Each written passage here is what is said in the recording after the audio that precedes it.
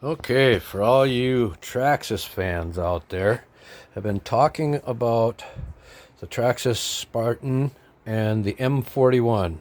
So now here's my Spartan. I bought a wrap kit for it and changed its look a little bit. I can't remember the name of the place that I found online, but it shouldn't be too difficult to do. This one was a little different. When it showed up, the hat wasn't put into the decal. So I actually had to literally draw that by hand with Sharpies to make it fill in. But it turned out pretty good though. All right, so folks have been talking about a water issue that you get inside the boat. And they say, it's the around the canopy and around the rim here. That's not so.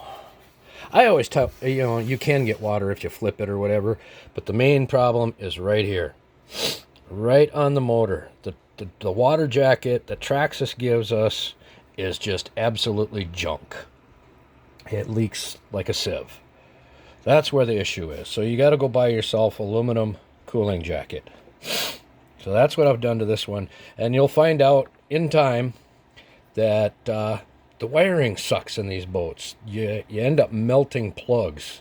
So I put on XT90 gold plugs, and it knocked down melting wires considerably. All right, so this one here too. Before I had put the decal on this, I went and put a foam piece in here, but that I haven't got back to yet. But here again, I put the water jacket. And what you'll find with these boats too is you can't run them full bore non-stop all the time. That's how you run into the melting wires. You see, now this one has the melted wire, which I have to come back and fix. I got to redo this whole wiring rig. This thing looks like junk. They melt wires a lot, but that's part of the hobby, I guess. You'll learn how to maintain these things.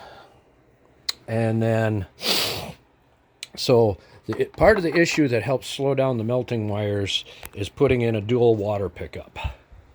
So with that, you buy a new rudder that has 2 water pickup holes, and as you can see, it has 2 hoses. So I had literally had to drill a new hole in the back of the boat to run the new water line through. So you got one water line that's coming to the ECU and one water line that's coming to the motor. So you're not taking heat off of here and trying to cool the motor with hot water. So you're getting cold water to both of them, and then you get the dual pickup spitting the water out on the side. That is so super easy to do. It's just time consuming. Go to rcboatbits.com. They're out of Australia. Whoa, tripping over my boots behind me. And you can get the water pickup. And I added all of this fancy blue aluminum on the back of this boat from that website. I got to get new ones of these. They kind of got a little oxidized from the sun and whatnot, but that's normal. That's aluminum. That's just the way it goes. But you can find all sorts of nice stuff on that website. Now, the last time I ran these boats, I hit a rock with the M41, which actually bent the rudder back here and broke the prop. But I didn't have a spare prop with me, so I took my boat off the Spartan and put it over here. So it's sitting over here right now. But you can see how the rudder's bent. But that's okay, because I've already got the dual pickup system to put together on here, because this still has the single. But I got to figure out where the heck to put the extra water line to go through. That one I haven't quite got to yet, but I'll get there. Us men, we can figure stuff out and figure out a way of how to do it. Even if I got to put maybe a Y splitter in here, maybe I won't put a dual, just put a Y splitter in here, so I got one line going to the ECU and one to the cooler. But that's what I wanted to show you guys, that the water leakage issue in here is the water jacket itself.